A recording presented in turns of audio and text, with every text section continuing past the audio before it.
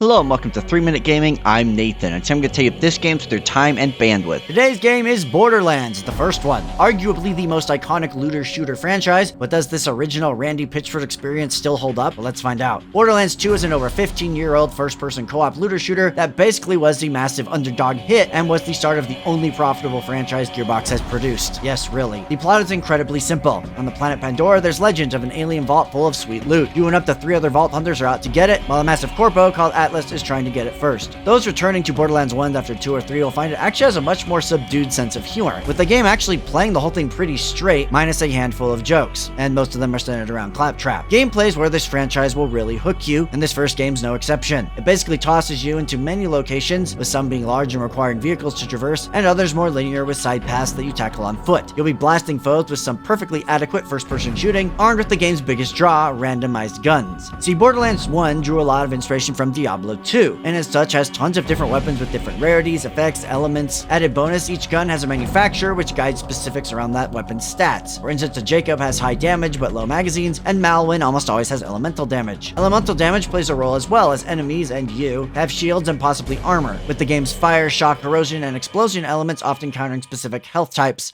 minus explosion, which just makes things pop. The more you kill, the more XP you'll gain, and you'll be leveling while working down 3 skill trees across 4 unique characters, with each character also having an action skill on cooldown that ranges from throwing a bird, throwing a turret, running fast in the ghost dimension, or getting the berserk power-up from Doom. The modern version includes all of the original DLC as well, of which there is plenty, as well as a new game plus which has more loot and higher difficulty. And that is the original Borderlands, the first big looter shooter, and one that set the framework for the sequels. So what do I like about Borderlands 1? Well, the loop still works, and works well. Finding sweet new weapons with that perfect random roll is still a big dopamine hit, and the characters are all unique enough that you'll want to try them all. Additionally, the art style is also held up quite well. While it isn't nearly as much a looker as its sequels, the not exactly cell shading paired with some unique locations and a strong style pulls the whole thing together. And lastly, this game is just a blast with friends and definitely feels designed around it. While you don't have instanced loot yet, so you and your friends are going to fight for the best drops, that manic, not quite cooperative experience as you're running your friends over with the vehicles, or hopefully just helping them out, is still very entertaining. When it comes to the bad, Borderlands 1 definitely feels its age in a lot of ways, with some weapons having things like awful reload speeds, driving feeling pretty bad, fast traveling not unlocking until a third of the way through the game, and more. Additionally, the skill trees in this game are woefully boring, with most skills just adding a small percent bonus rather than doing anything interesting, with the real cool build stuff locked to the bottom of the trees. But hey, the skills that were broken in the original release are still broken today, so we got that. And speaking of the re-release, I was disappointed that in this re-release they didn't actually add any quality of life improvements. Things like auto picking up chest ammo and cash, UI improvements, better multiplayer quest parity, and maybe even instance loot would have gone a long way to make this game feel modern. Instead, it just really shows its age. As you know, I rate games here on a 3-point scale: must play, maybe consider, and don't bother, and Borderlands 1 quite surprised me in how well it held up, mostly. The loot system is incredibly addicting, character builds are fun and broken, and the less in-your-face story was definitely nice after replaying 3. That being said, I was hoping the Game of the Year re-release would patch up some of the rougher edges, or add even a little quality of life stuff. It's still a ton of fun, especially with friends, so if you want to play this series from the start, or just curious how big a jump it was from this to Borderlands 2, this first game is still worth checking out today. And that's all I got for you today. Thank you so much for watching. If you played Borderlands 1 recently, did you play it back in the day? Please let me know what you think about it in the comments, but regardless, go out there and give this one a look.